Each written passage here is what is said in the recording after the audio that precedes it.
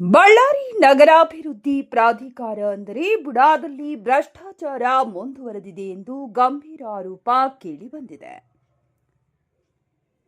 Real estate ಉದ್ಯಮಿ ವೀರೇಶ್ ಭ್ರಷ್ಟ ಅಧಿಕಾರಿಗಳ ವಿರುದ್ಧ ಕಟ್ಟುನಿಟ್ಟಿನ ಕ್ರಮ ಕೈಗೊಳ್ಳುವಂತೆ ಸರ್ಕಾರವನ್ನ ಆಗ್ರಹಿಸಿದ್ದಾರೆ.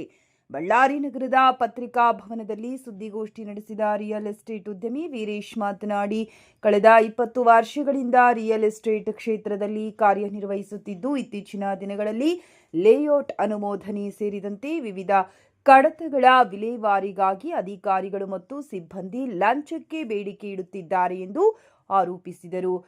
1 ಎಕರೆ ಜಮೀನಿಗೆ ಸರ್ಕಾರದ ಅಧಿಕೃತ ಶುಲ್ಕ 8 ರಿಂದ 9 ಲಕ್ಷ ರೂಪಾಯಿಗಳಷ್ಟಿದ್ದರೂ ವಿವಿಧ ಇಲಾಖೆಗಳ ಅಧಿಕಾರಿಗಳಿಗೆ 15 ರಿಂದ 16 ಲಕ್ಷ ರೂಪಾಯಿಗಳವರೆಗೆ ಹೆಚ್ಚುವರಿ ಹಣ ನೀಡುವ ಪರಿಸ್ಥಿತಿ ನಿರ್ಮಾಣವಾಗಿದೆ ಎಂದು ದೂರಿದರು. 2024ರ ಏಪ್ರಿಲ್ ತಿಂಗಳಲ್ಲಿ 20 ಎಕರೆ 32 ಸೆಂಟ್ಸ್ ಜಮೀನಿನ ಲೇಔಟ್ ಅನುಮೋದನೆಗಾಗಿ 23,50,000 ರೂಪಾಯಿ ಲಂಚಕ್ಕೆ ಬೇಡಿಕೆ ಇಟ್ಟಿದ್ದರೆಂದು ಆರೋಪಿಸಿ ಬುಡಾದ 6 ಅಧಿಕಾರಿಗಳ ವಿರುದ್ಧ ಲೋಕಾಯುಕ್ತಕ್ಕೆ ದೂರು ನೀಡಲಾಗಿತ್ತು. ಈ ದೂರಿನ ಆಧಾರದ ಮೇಲೆ ಲೋಕಾಯುಕ್ತ ಅಧಿಕಾರಿಗಳು ಕಾರ್ಯಾಚರಣೆ ನಡೆಸಿ ಆರೋಪಿಗಳನ್ನ ರೆಡ್ ಹ್ಯಾಂಡ್ ಆಗಿ ಬಂಧಿಸಿದ್ದರು ಎಂದು ತಿಳಿಸಿದರು. ಆದರೆ ಆ ಪ್ರಕರಣದ ಬಳಿಕವೂ ಬೂಡಾ ಕಚೇರಿಯಲ್ಲಿ ಯಾವುದೇ ಬದಲಾವಣೆ ಕಂಡುಬಂದಿಲ್ಲ ಎಂದು ವೀರೇಶ್ ಆರೋಪಿಸಿದರು. ಇತ್ತೀಚೆಗೆ 2 ಎಕರೆ 34 ಸೆಂಟ್ ಜಮೀನಿನ 3 ಲೇಔಟ್ ಕಡತಗಳಿಗೆ ಅನುಮೋದನೆ ನೀಡಲು ಬೂಡಾ ಸರ್ವೇಯರ್ ಹಾಗೂ ಕೇಸ್ ವರ್ಕರ್ ಶಾಂತಮೂರ್ತಿ 3,50,000 ರೂಪಾಯಿ ಲಂಚಕ್ಕೆ ಬೇಡಿಕೆ ಇಟ್ಟಿದ್ದರು ಎಂದು ದೂರಿದರು. ಈ ಸಂಬಂಧ ಮತ್ತೊಮ್ಮೆ ಲೋಕಾಯುಕ್ತಕ್ಕೆ ದೂರು ನೀಡಲಾಗಿದ್ದು, ಜೂನ್ 19, 2026ರಂದು ಮಧ್ಯವರ್ತಿ ಮೂಲಕ ಹಣ ಸ್ವೀಕರಿಸುವ ವೇಳೆ ಲೋಕಾಯುಕ್ತ ಅಧಿಕಾರಿಗಳು ಕಾರ್ಯಾಚರಣೆ ನಡೆಸಿ ಆರೋಪಿಯನ್ನ ರೆಡ್ ಹ್ಯಾಂಡ್ ಆಗಿ ಬಂಧಿಸಿದ್ದಾರೆ ಎಂದು ತಿಳಿಸಿದರು. ಲಂಚಕ್ಕೆ ಸಂಬಂಧಿಸಿದ ಧ್ವನಿ ಮುದ್ರಣವನ್ನ ಸಾಕ್ಷಿಯಾಗಿ ಲೋಕಾಯುಕ್ತಕ್ಕೆ ಸಲ್ಲಿಸಲಾಗಿದೆ ಎಂದು ತಿಳಿಸಿದ ವೀರೇಶ್, ರಾಜ್ಯ ಸರ್ಕಾರ ಜೀರೋ ಕರೆಕ್ಷನ್ ಆಡಳಿತದ ಭರವಸೆ ನೀಡಿದ್ದರೂ ನೆಲಮಟ್ಟದಲ್ಲಿ ಭ್ರಷ್ಟಾಚಾರ ಇನ್ನೂ ಮುಂದುವರೆದಿರುವುದು ಆತಂಕಕಾರಿ ಬೆಳವಣಿಗೆ ಎಂದು ಹೇಳಿದರು. ಭ್ರಷ್ಟಾಚಾರ ಮುಕ್ತ ಆಡಳಿತಕ್ಕೆ ತಮ್ಮ ಹೋರಾಟ ಮುಂದುವರಿಯಲಿದ್ದು ಯಾವುದೇ ಒತ್ತಡಕ್ಕೂ ಮಣಿಯುವುದಿಲ್ಲ ಎಂದು ಸ್ಪಷ್ಟಪಡಿಸಿದರು. ಅಲ್ಲದೆ ಬಳ್ಳಾರಿಯ ಶಾಸಕರು ಹಾಗೂ ಸಂಸದರು ಭ್ರಷ್ಟಾಚಾರ ವಿರೋಧಿ ಹೋರಾಟಕ್ಕೆ ಬೆಂಬಲ ನೀಡಬೇಕು. ರಾಜ್ಯದ ಎಲ್ಲ ಸರ್ಕಾರಿ ಕಚೇರಿಗಳಲ್ಲಿ ಭ್ರಷ್ಟಾಚಾರದ ದೂರುಗಳನ್ನು ಸ್ವೀಕರಿಸಲು ವಿಶೇಷ ಸಹಾಯವಾಣಿ ಆರಂಭಿಸಬೇಕೆಂದು ರಾಜ್ಯ ಸರ್ಕಾರವನ್ನ ಆಗ್ರಹಿಸಿದರು.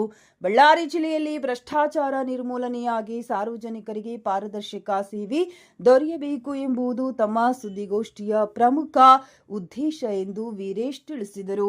ಇನ್ನಷ್ಟು ನಿಖರ ಮತ್ತು ಅಧಿಕೃತ ಮಾಹಿತಿಗಾಗಿ ನಮ್ಮ Ballari daily news Kannada channel ಅನ್ನು ಸಬ್ಸ್ಕ್ರೈಬ್ ಮಾಡಿ. ಸರ್, ಪ್ರೆಸ್ ಮೀಟ್ ಬಂದಿದ್ದ ಮುಖ್ಯ ಉದ್ದೇಶ ಸರ್, ಎಲ್ಲಾ ಡಿಪಾರ್ಟ್ಮೆಂಟ್ಗಳಲ್ಲಿ ಲಂಚ ರೂಪದಲ್ಲಿ ವಿಪರೀತವಾಗಿದೆ. ಪ್ರತಿಯೊಂದು ಟೇಬಲ್, ಪ್ರತಿಯೊಂದು ಆಫೀಸಲ್ಲಿ ಕೇಳೋದಕ್ಕೆ ನಾನು ಇದು ಬಂದು ಪ್ರೆಸ್ ಮೀಟ್ ಮಾಡಬೇಕಂತ ಉದ್ದೇಶ ಸರ್. ಯಾವ ತರ ಸರ್, ನಾನು ರಿಯಲ್ ಎಸ್ಟೇಟ್ ಉದ್ಯಮಿ ಸರ್. ನಾನು ರಿಯಲ್ ಎಸ್ಟೇಟ್ ಮಾಡ್ತಾ ಇದ್ದೇನೆ.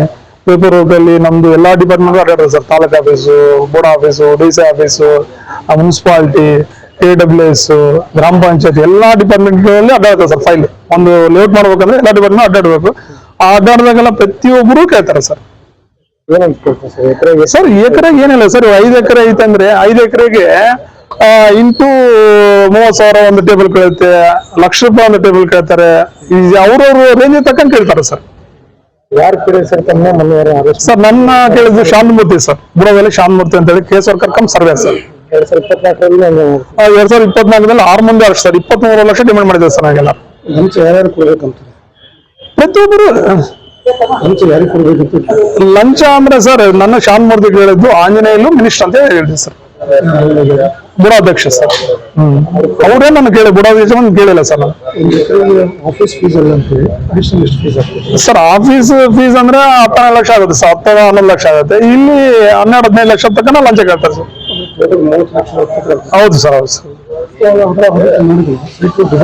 ದುಬಾರಿ ಬೆಲೆ ಸರ್. ಜನಗಳಿಗೆ, ಸಾರ್ವಜನಿಕರಿಗೆ ತಗೊಂಬರಿಗೆ ದುಬಾರಿ ಆಗುತ್ತೆ ಸರ್. ಇವಾಗ ನಾವು ಡೆವಲಪ್ ಮಾಡ್ತೀವಿ ಸರ್. ನಾವು ಲಾಸ್ ಮಾಡ್ಕೊಂಡು ಮಾಡಕ್ ಆಗಲ್ಲ ಸರ್. ನಾವು ₹1 ಉಳಿತದ ಅಂತೇಳಿ ಕಷ್ಟ ಬಿದ್ದು ಮಾಡ್ತಾರೆ ಸರ್. ಅದು ಒಂದು ಲೋಡ್ ಮಾಡ್ಬೇಕಂದ್ರೆ 6 ತಿಂಗಳು 8 ತಿಂಗಳು ವರ್ಷ ಬೇಕಾಗುತ್ತೆ ಸರ್. ಮಳೆ ಬಂತು, ಒಂದೊಂದು ಸೈಟ್ ಸೇವ್ ಆಗಿಲ್ಲ. ಇವಾಗಿನ ಪರಿಸ್ಥಿತಿ ಬಳ್ಳಾರಿ ಮಾರ್ಕೆಟ್ ಅಂತೂ ಬಹಳ ಸ್ಲೋ ಇದೆ ಸರ್. ಸಿಕ್ಕಾಪಟ್ಟೆ ಸೈಟ್ ಆಗಿದ್ದಾವೆ, ಎಲ್ಲೆಲ್ಲೋ ಔಟ್ ಆಫ್ ಲೊಕೇಶನ್ ಇದಾವೆ. ಬೆಳಗಲ್ ರೋಡು, ಕೊಳಗಲ್ ರೋಡು, ಇವಾಗ ಮೂಕ ರೋಡಲ್ಲಿ ₹3,000 ಸ್ಕ್ವೇರ್ ಫೀಟ್ ಇರುತ್ತೆ. ಅದಕ್ಕೂ ಸೇಮ್ ಡೆವಲಪ್ಮೆಂಟ್ ಖರ್ಚು, ಸೇಮ್ ಲಂಚ, ಸೇಮ್ ಫೀಸ್ ಸರ್.